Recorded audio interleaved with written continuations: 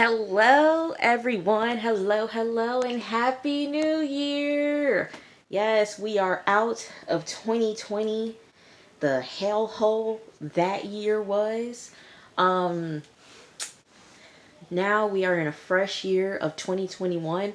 Hopefully, 2021 is better. I hope that y'all shouted Jumanji because I showed it. Okay, when that clock hit midnight, I yelled Jumanji to get out of 2020 and what that was. Man, 2020 was, it was a hard year, y'all. Like with the pandemic, everything COVID-19, and then, people that we've lost in the year of 2020, people who lost their lives to COVID, and, celebrities passing away. It's like just crazy year. For me, I graduated. I graduated college. All right. I am no longer a student. I am a adult trying to find my, life in this crazy world. I got my degree in television production, and starting this year, I took a couple of months off because I just needed to take a mental break. Being in school for so long, okay, from when you're a kid to when you're like starting in preschool to when you graduate college, you've been in school for a long time, and the only breaks you get are summer break and then winter break and whatever. But it's like sometimes you just need a break to just decompress from the stress that is being a student. And so much work, tired nights, and making sure you're doing great for assignments and projects and everything like that. It's like it takes a lot, and I just needed a mental break. I needed a mental break for a couple of months. When I said I was done with my internship, I was like, I am taking a mental break until the new year, and I'm going to start looking for jobs. So, starting this month, I am going to be looking for jobs in the television production field. And, you know, I feel good. I got a mental break, and it's just, I'm ready for this thing called life. And, you know, people came with one in my life. One person left my life, and then another person came into my life, and, you know, him and I are going through this journey, this, whatever this is. But yeah, yeah, I lost somebody, but I gained somebody else. So yeah, but this 2020 was crazy. So cheers to 2021. Cheers to a fresh start, new year, new beginnings. Just let's enjoy 2021, all right? So, and for me, I, hope to put out more content for you guys with this show, Good Girls. And then I might start adding Animal Kingdom. I'm going to add Animal Kingdom so we can go back and forth. When Siesta Key, when I did it last year, it was just Siesta Key. So I'm going to just go back and forth with shows that I like. So I'm going to go with Good Girls and Animal Kingdom. So you might see Animal Kingdom maybe in a couple of days, but I might go back and forth between both Animal Kingdom and Good Girls. So, yay, yay. So I just want to be, push out more videos here on this, and I enjoy doing this. This is like an outlet for me. I love talking about shows that I love watching, and, giving my 2 cents and just having fun, talking to you guys. And let's do it, all right? New year, new year. Let's do it. New video. Let's go. All right, so we're still on Good Girls. This is season 1, episode 4, Atom Bomb. All right, so we started with Beth and her kids. Beth and her kids are going to the grocery store. They came back home from the grocery store, and Kenny's talking about how his friends, like, oh yeah, his mom took him to see the Pistons game, and they got jerseys and stuff like that, and this and this and this. His birthday was like extravagant, and I want that for my birthday. Beth was like, yo, we can't afford this, okay? Look here, I remember ooh, sorry. But when I was young, I wanted a big birthday party, but it's like, now as I get older, as long as I'm with my family and friends, that's really all that matters. The extravagantness, that's cute, but I'm just the type of person that wants to be surrounded by people that I love on my birthday. Beth was like, no, kid, we can't afford it. Okay, can't afford it. Okay. And then a Pistons game at that. Okay, Pistons ain't doing all that good. Okay, so, um, and the baby, the youngest kid, kept, saying, "Mommy, mommy, mommy." Beth answers, "What?" There's a man in my bed upstairs. Beth is like, "What?" So she's going upstairs slowly. She gets a bat. She's like, "What is this?" She opens up the door. There is a dude, half unconscious, bleeding, okay, on baby girl's bed. And I'm like, what is this? Okay, what, how, what's going on? Okay, so at the diner, Ruby, she's, doing her job. And these disrespectful young assholes. Look here. Here's one thing I do not like. I don't like when people are disrespectful to servers, people who work in restaurants, and many others, like retail and just like jobs like that. There have been many times on the internet where people posting videos disrespecting servers and everything like that, being disrespectful, being rude, not cleaning after themselves. Here's what I don't like. Every time I go to a restaurant, whether I'm by myself or I'm with my family, I usually clean up. I'm like, okay, let's put the plates together. Let's put silverware together. Let's clean up everything, put them on a plate, and then stack the cups. Make sure everything's neat for them so they don't have to like scramble and clean the tables. No, we make sure everything is there for them. So just get it, put in the bucket. People just leave crap all over the place. Don't take stuff to the trash. People disrespect servers, and I hate that so much. Like, you must be really bored with your life to want to disrespect people who are serving you food and doing the best that they can to serve you food. And y'all, people are just so disrespectful, and that pisses me off. Same thing that happened in this scene. This punk was disrespecting Ruby, basically degrading her of being a server. And Ruby told him off in a, kind of a smart ass way, because I have a smart ass mouth, so I kind of relate to her. Um, she basically wasn't taking it, and she just kind of told him off in a way. And so she places a sizzling dish. Sizzling. It's hot.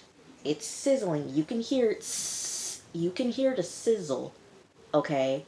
She puts it on the table, and as she's walking away, he burns himself. He's like, ah, ooh, ooh. He burns himself. Okay.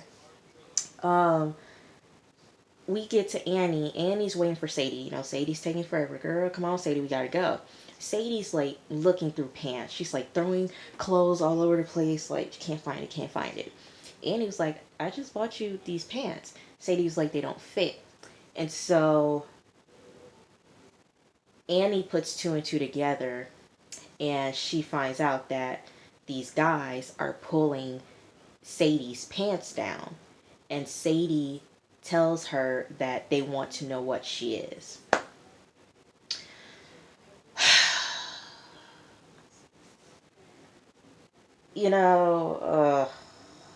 I'm gonna have to go on a rant for y'all, like I just did. Go on another rant. I say that I'm a supporter of the LGBTQ community. Be who you are. Be happy with who you are. Whether you're lesbian, gay, bisexual, transgender, queer, be proud of who you are and stand out in your truth. I am a supporter of that 100%. I was taught to be open minded and accept people because people are different, whether it's race, sexual orientation, religion. People are different. Nobody is the same. But then there are people who are closed minded. There are people who judge others based on their sexual orientation, race, religion. Those people I do not like, because there are wonderful people out there in the world, but you're just so close minded that you don't want to accept those people. And so, why are people so concerned about what goes on in the LGBT community? Why are heterosexuals so concerned about what goes on in the LGBTQ world? Why do you care that two women love each other? Why do you care that two men love each other? Why do you care that a man may like a woman and a man, and a woman may like a woman and a man? And why do you care so much about a transgender transitioning from male to female or female to male? Why are you so concerned? Why are you being so rude? Why are you being so disrespectful? I don't understand it. It's like, why are you so concerned? And people are just so disrespectful, and they want to mispronounce pronouns and just be so rude and so disrespectful and so degrading. And so when Annie found out that these people were pulling down Sadie's pants because they wanted to know what she is, why are you so concerned about who she is? Why are you so concerned about her transitioning? Okay, why? Why are you so concerned about that? And so that part just really like made me upset. It's like, oh my gosh, like I just wish people who are so close minded, so, you know, rude and disrespectful would just open up their eyes to see that these people are so amazing. Like, why? Why are you being so disrespectful? And so that part really pissed me off. And Annie was like, she'll take care of it, she'll take care of it. Next, Annie and Ruby head to Beth's house. And they're like, what's going on, Beth? Like, what's going on? She opens the door and she shows him the guy that was in her bed, in the baby girl's bed earlier. They're like, what is going on? Who is this guy? Beth is like, I don't know. He must be an associate of Rio. They still don't know who Rio is. But they don't know if it's an associate of Gangbanger. They called him Gangbanger. And Beth tells them, okay, so like I did something. I offered to do another job, okay, just to get some more money because we need it. First of all, why, Beth, are you taking jobs and not talking to the rest of the girls? Why are you doing that? See, Beth, I didn't like that. Now you're putting them in situations that they didn't want to be in because you're so money hungry and you're getting off on the adrenaline of doing illegal side. Okay, she was like, we can just help him, get the fake cash. That's all I wanted. I didn't ask for this. Okay, well, Beth, you're in the dark side now. Okay, you're in the dark side, Beth. Okay, you don't get to pick and choose what you want to do. So you got to deal with it. You wanted this lifestyle. Now you're in it. Okay. And so they go through his phone, and they take his gun because he had a gun. They take his gun. They go through his phone. All right, who did he call last? All right, mom, mom, mom, mom, mom. He really loves his mom, mom, mom. Rio. Who is Rio? Rio is Gangbanger. They called him, and so Rio comes by and he tells the lady that the dude works for him and that he needs to be on the low because people are looking for him. Beth was like, okay, now I didn't sign up for this. I didn't say when, it came to multiple options that I wanted to hide a fugitive. I wanted to hide a criminal in my house. No, I wanted to do fake money. Rio's like, you don't get to pick and choose what you do, okay? Like I just said, you don't get to pick and choose, okay? And he bribes them with money to keep the friends safe. Okay. So Boomer the loser is at the FBI headquarters in Detroit because Detroit has well, I don't know. Like I said, I don't know which area that they're basing the city out of, but I'm pretty sure, like I said, it's in Wayne County or Oakland County, somewhere over there. And there is a FBI. There is a FBI building in Michigan. So he's at the FBI building, and he talks to the agent, and he was like, "Okay, so like, I saw them steal the car, and I saw them go to the border, but I lost visual, and you know." The agent isn't really believing Boomer, and Boomer's like, I can prove it to you, but I can't. I can prove it to you, but I can't. Okay, and the agent isn't falling for Boomer, and he's not listening to Boomer. He's not taking Boomer seriously. So at Ruby's house, Ruby is telling Stan about what happened and how her boss wants her to apologize. And Stan was like, look here, honey, I get picked on at work all the time, okay? Paul Blart, mall cop, and everything like that. But he tells her that you need to do it for these kids, and that the medicine, they're going to have to pay it off on 4 different credit cards. And so Ruby was like, okay, I will suck it up. Okay, I will suck it up. Um, Ruby goes to Beth's house. Oh, my hand was cramped. Okay, Ruby goes to Beth's house, and Annie's there too. And they didn't get any sleep because they're trying to watch out for the guy. They hear something. They go upstairs.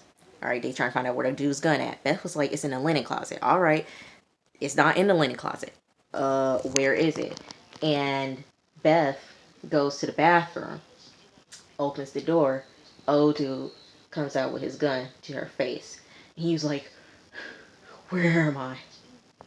He's like, where am I? Beth was like, oh, you're at my house. I'm here to keep you safe. He was like, I need a car. Okay? He's like, I need a car. Get me a car now. Okay?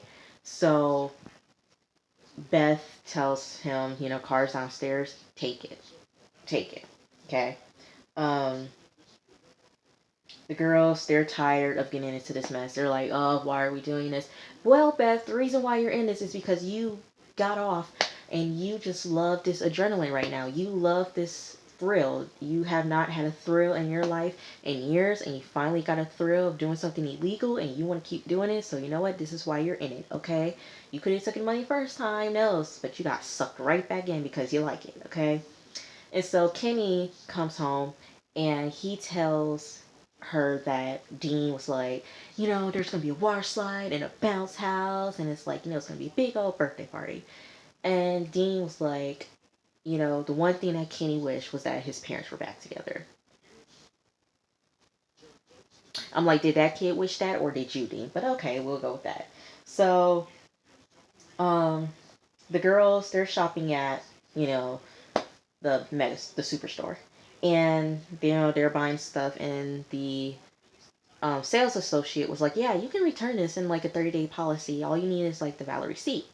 And so the ladies get an idea, and they're like, okay, shoot. So they start buying everything expensive. They start buying cotton candy machines, popcorn maker, water guns, and all this extravagant stuff. So as they're going to check out, Sadie gets a text from school saying that, not Sadie, but Annie gets a text from school saying that Sadie is in trouble. So she goes to the school, and Saracen is there. Um, Saracen tells her that he talked to the principal, and Annie later tells him that the reason why Sadie punched the kid, because that's what Sadie did, she punched the kid. Annie tells Saracen that the reason why Annie punched the kid was that the kid was pulling her pants down. And Saracen got pissed, and he was like, well, let's go tell the principal. Annie was like, no, I will handle it, okay? I got this. I'll take care of it. I got it. Um, so at the diner, the boy's mom and the boy, they come, and they're being totally disrespectful to Ruby. And the mom was like, yeah, he got like third degree burn and all this stuff. I'm like, he got third degree burn from a sizzler plate? First of all, that's a lie right there. White, white privilege right there. She's trying to do the white card, white privilege. And so the boss was like trying to be like, oh, she apologizes, she's sorry, she's sorry. And the mom was like, no, I want to hear from her. Ruby was like, I am sorry. And then the mom was like, I don't believe you. And then Ruby was like, all right, I am sorry. I am sorry that your son is an arrogant punk, and that is so disrespectful of waitresses trying to be all cool and bad. And if you are the future of this world, wow, you are a mistake. And she starts going off, and you know, as she's going off, she tells kid, yeah, that's a surface burn, so you can chill out on that. And she tells the kid off and the mom off, and basically she got fired right there, and the owner didn't care at all. um Next day is the birthday party. So Boomer shows up. Why are you showing up? Boomer shows up, and he has this big old cake. And he sets it down and he was like, yeah, this is an apology. And like, I've been praying, you know, and like, I'm sorry for doing this. And it's an apology cake. And he's like, so in, Boomer's, I cannot stand it. I did not like him when he was on the show. He is so annoying now that I'm rewatching. I'm like, I cannot stand you. So he's trying to like be nosy and trying to figure out like how they got the money and like how could they afford this. Um, Meanwhile, we see Kenny blowing out his candles, and he said, "I just want, wish that I have is that mom and dad would get back together."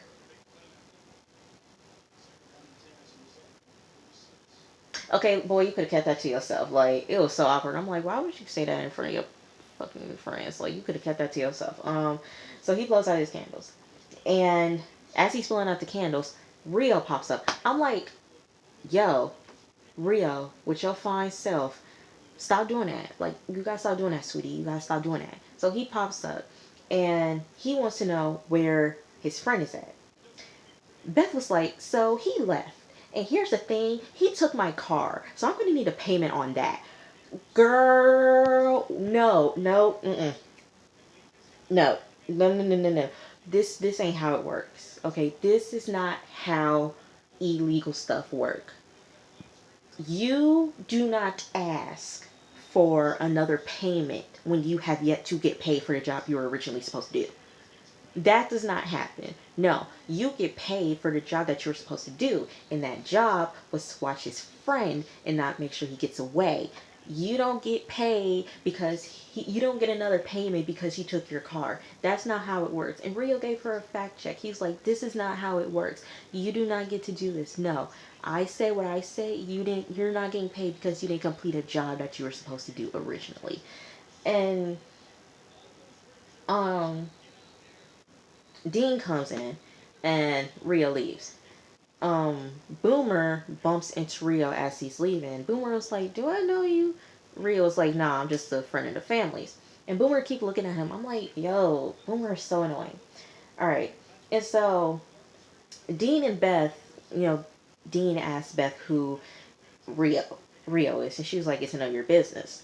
And so like he was like, it is my business because he was in my daughter's bed. And he was like, well, it's not your house, you don't live here anymore, and you know what, maybe you need to not have sex with your coworkers. And so they're getting in an argument, and Dean, okay, look here, I knew Dean was lying because his face was like twitching. He was like,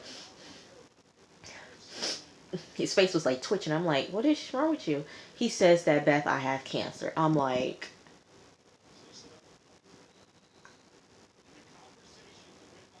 you really like reached in and pulled that out of your ass, huh? You just pulled that out of your ass. Okay, okay. He tells her that he has cancer, and Beth is crying, telling Annie like, how should I tell the kids, and like, what should I do? And Annie was like, it's okay, just think about it. She was like, I'll return stuff to the store. Okay. So as Annie leaves, she sees the dude, and let me say, okay, I don't judge me, but I think that old dude was fine, even though we ain't get his name. He was fine. Like, he was cute. His eyes were like everything, like his tattoos. I don't know if they was real tattoos, but them tattoos was cute. Like, he was cute. Um, don't judge me, like I said. Um, he comes back and he was like, "Yeah, thanks for the car." And as he's leaving, there's like a whole bunch of bullet holes in the back of the car. And Annie was like, hey, do you need a ride?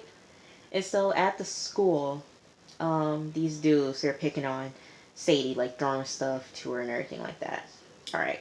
Old dude comes inside and he basically like intimidates them and he scares them a little bit. But one of the kids that his friend snitched on him because the dude asked like who's pulling people's pants down.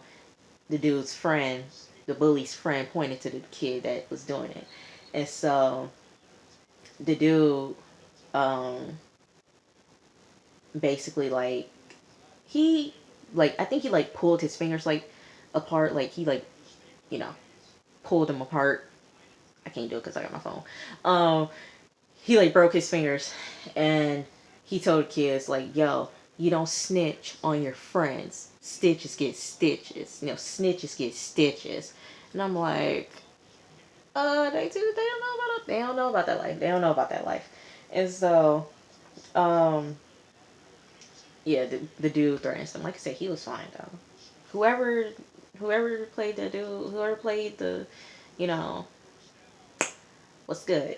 Um, Boomer, we get to Boomer, and Boomer's waiting for Agent Turner. That's his name, Agent Turner. And he shows Agent Turner a photo of Rio. He was like, "Yeah, I seen him with the girls, and here's something for you." All right. He tells Boomer to send. Agent Turner tells Boomer to send him the photo. And so Agent Turner is walking into the station, and he goes up to the case map. A whole bunch of pictures and like lines and stuff like connecting and everything like that. He takes his phone and he's looking. He puts his phone up, and there's a picture right next to Rio. They got the guy. This is who they're looking for. So they found their suspect in Rio. Um, so both Annie and Saracen are at Sadie's debate, and they're kind of talking, vibing, whatever. And then Saracen, he brings up he brings up Sadie going to St. Anne's and like how it'd be a better school and everything like that. And you know, Annie was like, "Why do you have to ruin the mood? Like everything was going great and you just ruined it. Like seriously, come on." And she's pissed at him at that. Um, the ladies, they meet with Rio at the superstore. I think probably like days later. They meet with him at the superstore, kind of like Sam's, Costco, Walmart, those like big retail stores. Um, the ladies tell him that they want to help clean his money, and they tell him about the return policy and how 30 days, within these 30 days, you can get your money back with a receipt. And then it's like, hey, these women are buying their husbands big screen TVs, and they're buying new tires for their minivan. Basically take the fake money that they're bringing in and take the real cash out. All right, pay with cash and not card. So Rio thinks about it, and he was like, okay, seeing people walk out with like TVs and like appliances and stuff like that. He was like, all right, I can think about this. Beth was like 20%. He was like, no. And so they're like negotiating like 10%, 11%, 15%, 12.5%. And he was like, yeah, I usually go for like 30. Like, girl, you could have got 30%. But so they agreed on the policy and their new flow of work and the 12%. So get back to the house, and Dean is looking at pictures. Basically, he was like being Google doctor, like some of us be doing. We be thinking we got a headache, and nah, you got cancer. It's like, ah, dang. So like trying to be like self-doctor, self-diagnose yourself. Um, but she was like, I can go to the hospital with you if you want to, do that. And he was like, no, that's good. And, you know, we're going to get through this. We're going to get through this. As she leaves, go back to Dean. It says, how do you fake cancer? How do you know you're faking cancer? How do you fake cancer to someone? I'm like, you literally are faking cancer just to get back with your wife. You sicko. You sicko. You sicko Dean. You sicko Dean. And so the doorbell rings, and Beth gets it, and somebody was like, is this, is Mrs. Boland here? And she's like, yeah, how can I help you? And it's Agent Turner. There you go. And that was the end of the episode. So hope you guys enjoy this review.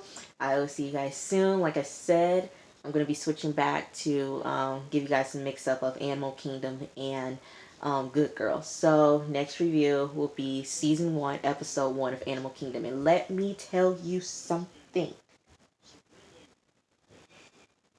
I'm ready for Good Girls to come back.